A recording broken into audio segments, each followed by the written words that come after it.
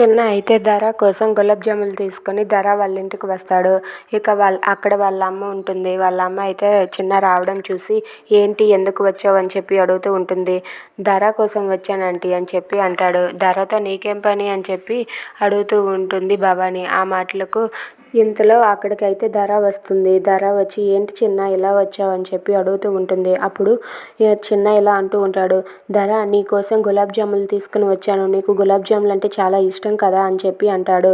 అవునా, నా ఇష్టాల గురించి కూడా నీకు తెలుసా అని చెప్పి అడుగుతూ ఉంటుంది. ఆ మాటలకు కొన్ని అలా తెలిసిపోతాయి ధర, అంతే. నందిని ఇంట్లో గులాబ్ జాములు చేసింది, అవి చూడగానే నువ్వే గుర్తొచ్చావు, అందుకే నీకు తీసుకొని వచ్చానని చెప్పి అంటూ ఉంటాడు.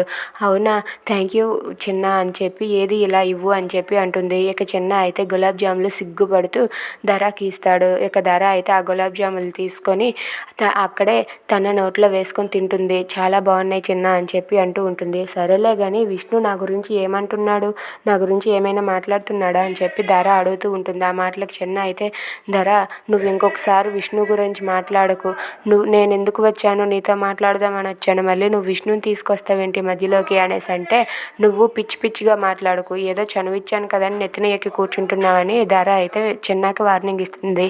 If you like this video please subscribe.